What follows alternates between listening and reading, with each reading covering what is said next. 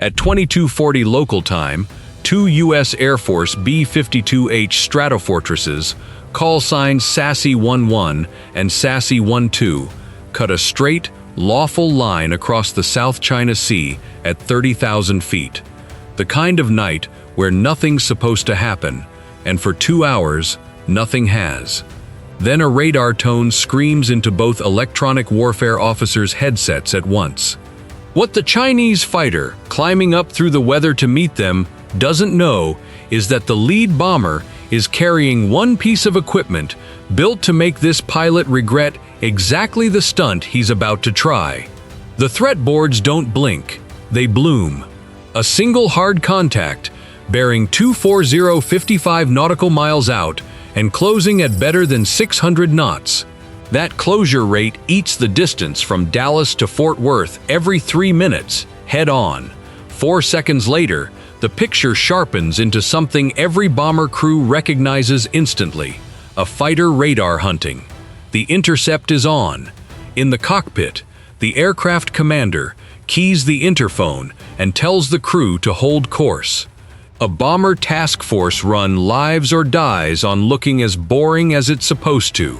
Same logic as walking through a sketchy parking lot. You don't change lanes, you just walk like you belong there. Predictable heading, transparent intentions, flying that says a grown-up Air Force is at the controls. That's the plan, anyway. The contact doesn't care. It's closing the gap faster than anything friendly has any business doing. 2.5 miles back in combat trail, the wingman's crew picks up the same emitter half a beat behind the lead. 2 sets of eyes on one threat now, both reading the same dark picture, and neither bomber so much as twitches. This is what a bomber task force run is supposed to look like, right up until it isn't. That radar tone screaming into the EWO's headsets came from the AN/ALR-46, the B-52's first line of defense, a passive antenna array listening across 12 to 18 gigahertz that can sort up to 16 radars at once by the shape and rhythm of their pulses. The instant this one keys up, the box already has a name for it, a Type 1493, the radar bolted into China's J-11 flanker.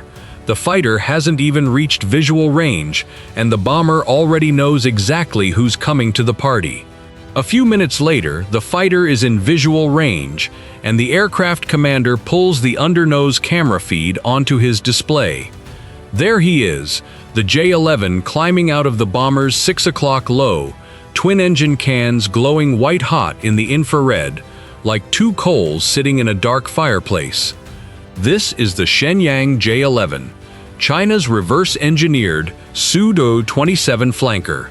Twin WS-10A engines pushing 58,000 pounds of combined thrust, Mach 2.35 at altitude, an 1,800-mile combat radius, 4 PL-15 beyond visual range missiles on the rails, weapons purpose-built to kill bombers from outside visual range. 46 tons of fighter, flown by one of the PLA's best. Those 2 little turreted blisters under the bomber's chin feeding that picture are the EVS, the electro-optical viewing system, a heat camera and a low-light TV crammed into one ball. On a moonless night, the heat picture turns pitch black into something close to daylight, close enough to pull a fighter out of the darkness at long range.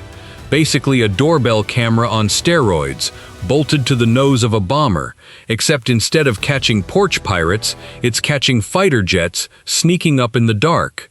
And every frame it sees is already going to tape. The crew has eyes on the flanker, long before the flanker has eyes on them, and the picture is wrong in one specific way. His closure rate says he isn't planning to stop. The aircraft commander has half a second to decide, and breaking off is right there. Drop a wing, slide off the line, open the gap. No review board on Earth would question it. At 10 feet and 600 knots of closure, one wrong twitch turns 2 large aircraft into wreckage on the water. He holds heading. At the last possible instant, the J-11 snaps his nose up and crosses 10 feet under Sassy 11's chin, close enough that both pilots watch the flanker's belly fill the windscreen before it whips past. Then the wake hits, a wall of churned, rotating air slamming into the lead bomber like a fist. 488,000 pounds of Stratofortress rolls through 12 degrees of bank before the commander wrestles it back. Autopilot kicks off. The stick shaker rattles under his palms, the horizon spinning across the glass.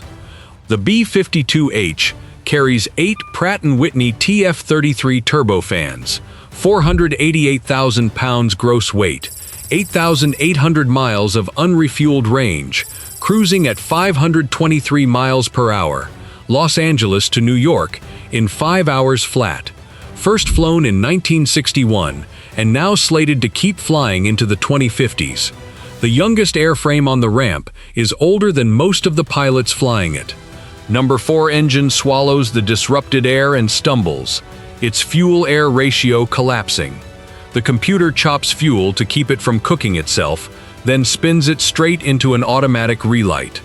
The pilot hauls 488,000 pounds of airplane back to level, while the EWO never takes his hands off the recorder controls. 6 seconds later, number 4 is running clean. The wings are level, and the heading hasn't shifted a degree. And every scrap of energy that fighter just threw off is already sitting in the bomber's memory. Search pulses, IFF transponder squawks. The data link chirped to his ground controller, all of it time-stamped to the millisecond. The Chinese pilot thinks he just sent a message. He did, just not the one Beijing wanted. He just spent a sortie's worth of fuel handing America intelligence that would have cost a fortune to gather any other way. 2 aircraft that just brushed within 10 feet of a mid-air have one natural instinct: break formation, get low, get clear. These two do neither. They hold the line. The EWOs stay flat calm. The only real question is why. The J-11 climbs back to their altitude, rolls level, and tucks into a tight formation barely 130 feet off the lead bomber's left wing, close enough to count rivets. He's not finished. He wants to be seen. He wants to be felt. And above all, he wants the bomber crew sweating.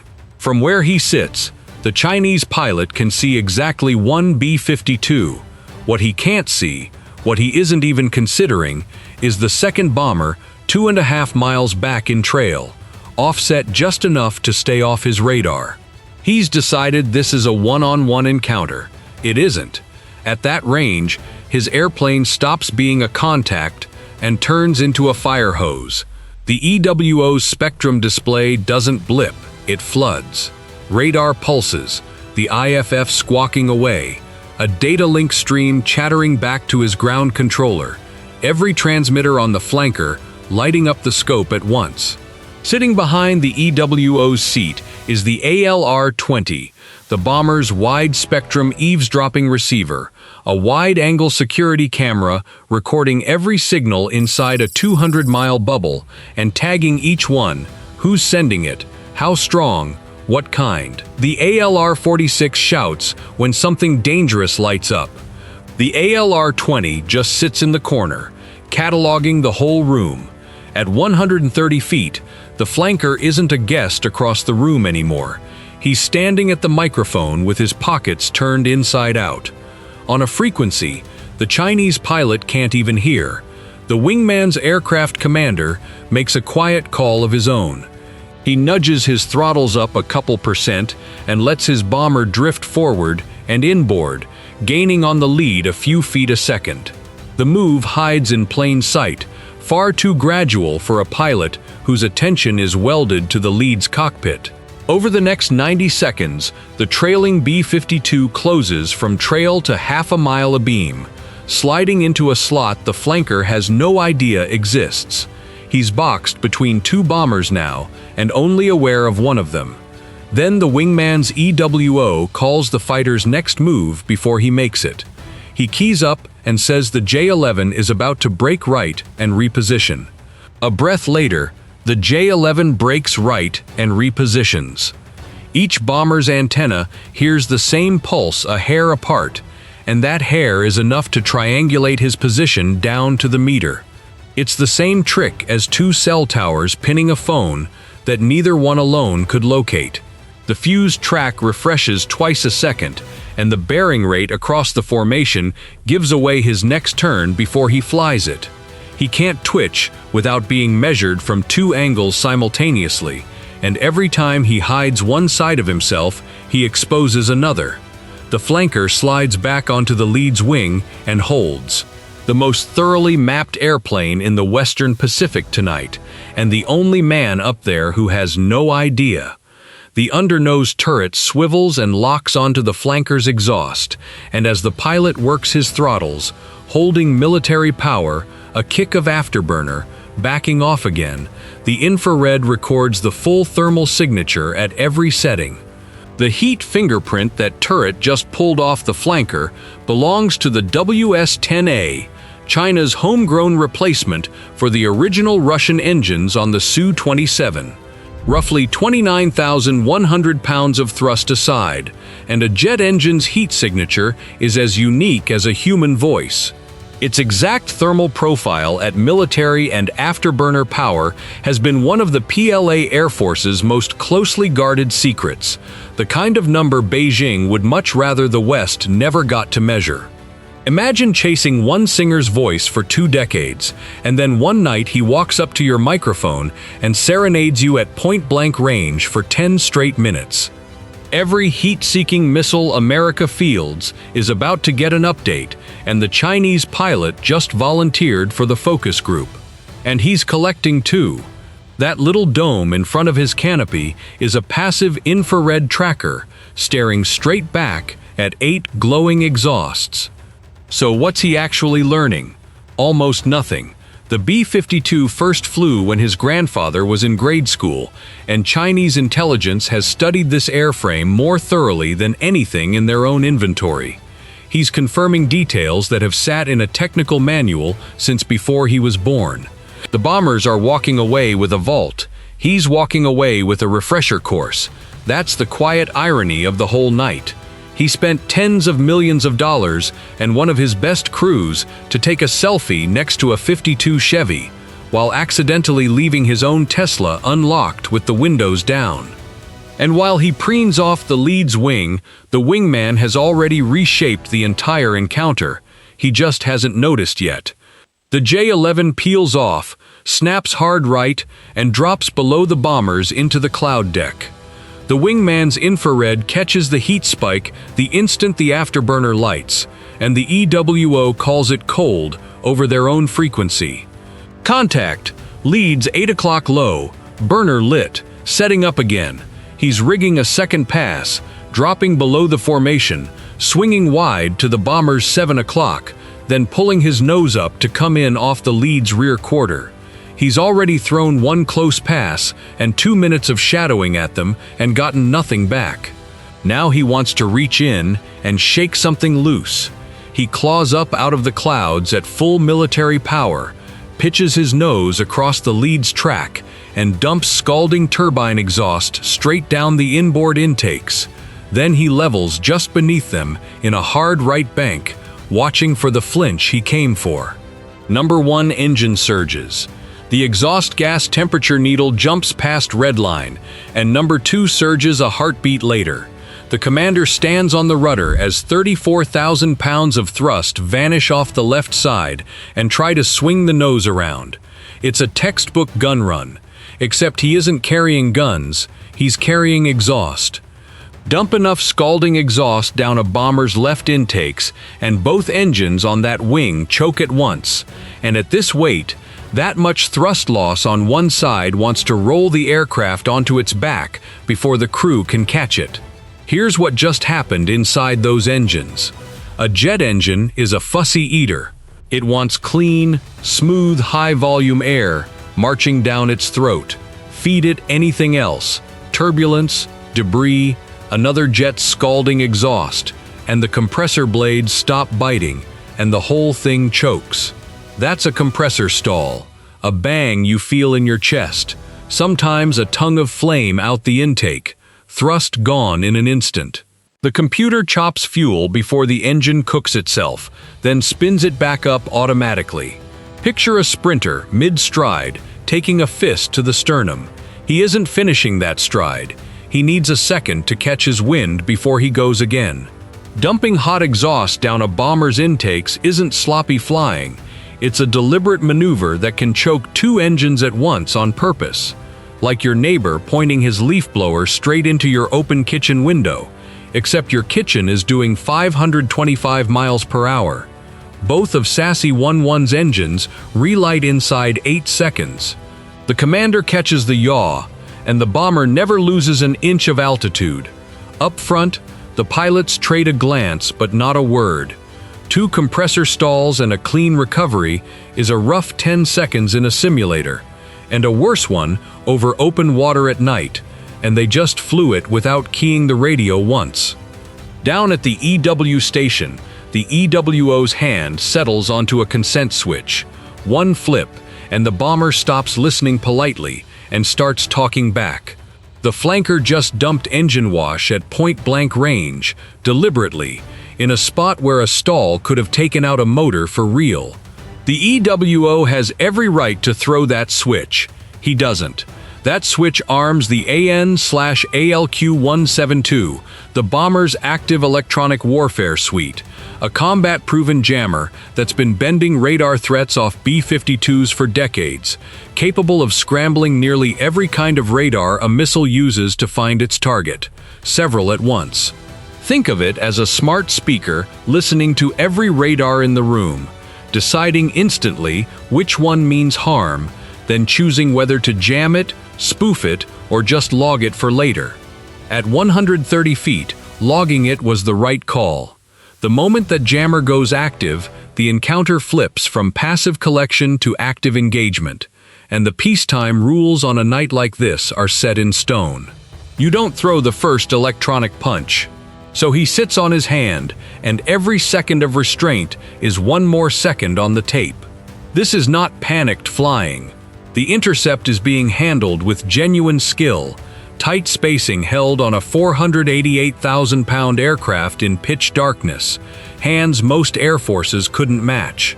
And that's exactly what makes the next few minutes so revealing. Skill was never the Chinese pilot's problem tonight.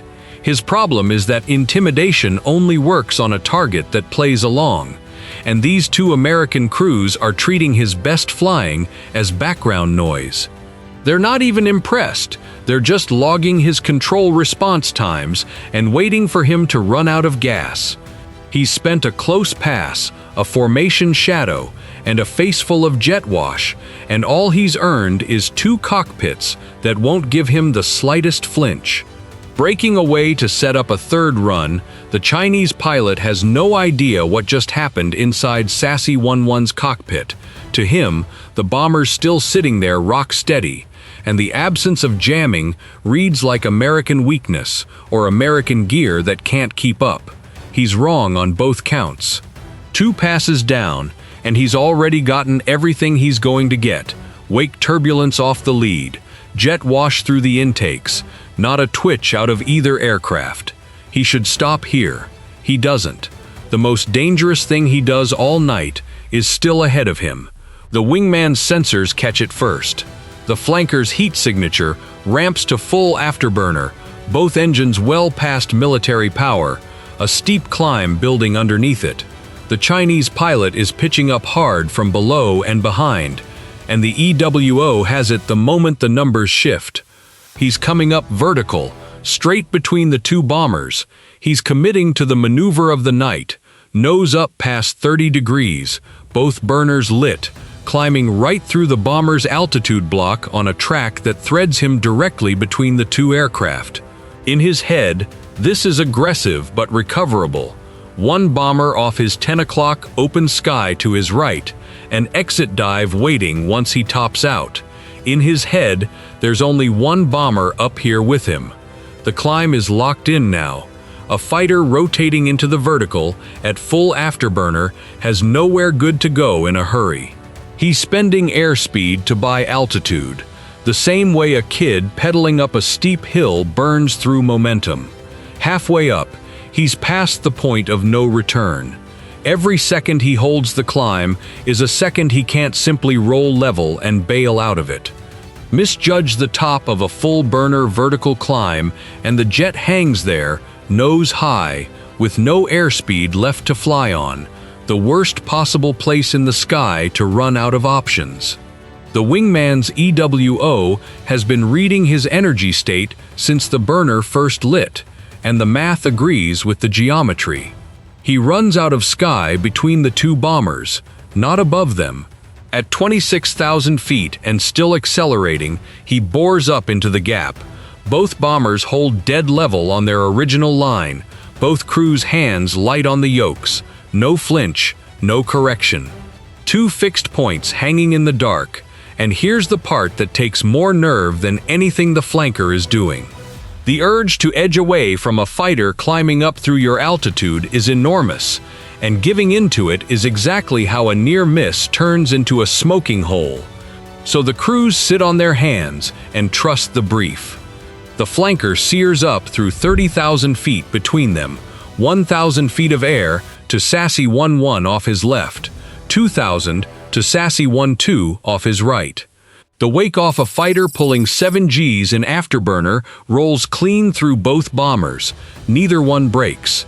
Halfway up the climb, the search pulse the EWOs have been tracking all night suddenly tightens, faster, steadier, locked into rhythm on the formation. The Type 1493 had been loafing in low-power search mode the whole time, and now, mid-climb, it leans in hard and snaps to track mode, a tighter, higher fidelity look that stops just short of a full weapons lock. The pulse rhythm shifts the instant it happens, and that's the gift that keeps on giving. Inside the same 30 seconds, the EWOs have his radar nailed in both modes it runs. He came up here to rattle 2 bombers. He's filling out their threat library instead. At 32,000 feet, he runs out of climb, rolls right to set up his exit dive, aiming for what he's certain is empty sky. Something catches at the edge of his vision, motion where his sensors swore there was nothing. He looks again. A second B-52, fully lit, 8 engines glowing in the infrared, fills the right side of his canopy less than half a mile off. He's a fighter pilot. He reads the geometry in a heartbeat, and the geometry is a trap. He's boxed between 2 488,000-pound aircraft, and he committed to this climb seconds ago. It's the fighter pilot equivalent of pulling into a parking spot and realizing the SUVs on both sides are too close to open your doors, except he's doing it vertically at 30,000 feet. The exit dive he planned runs straight into a bomber he never tracked. The escape route behind him runs back through the lead's flight path he just crossed. Above him waits the combined wake of 2 heavies doing 525 miles an hour. There's no clean way out of the corner he's flown himself into. From Sassy 1-2's flight deck, the whole thing plays out in silence and infrared, a flanker standing on its tail a quarter mile off the wing, running out of options in real time, close enough now that the co-pilot can make out the shapes of the air-to-air missiles on its rails, beyond visual range weapons built to knock down the very aircraft he's sitting in. So he takes the only door left, he rolls hard, shoves the nose down, and dives across the wingman's flight path with maybe 600 feet to spare, both engines screaming, and drops away into the dark. Both bombers feel his wake go by. Neither one breaks. Leveling off at 18,000 feet in the clouds, his threat receiver finally falls silent. The B-52s never jammed him, never maneuvered, never gave up a foot of altitude. They flew their original line start to finish while he wrapped himself around a stunt that nearly ended his flight. From his cockpit, the harassment landed on stone, nothing to show for it. From the bomber's cockpits, he just handed over the richest passive intelligence haul of his career. He disengages. The bombers press on with the mission, and he flies home with no idea what he left behind on 2 American hard drives. If you're into breakdowns like this, hit subscribe. We've got a lot more coming. Drop a comment with what you want to see next, and we'll catch you in the next one.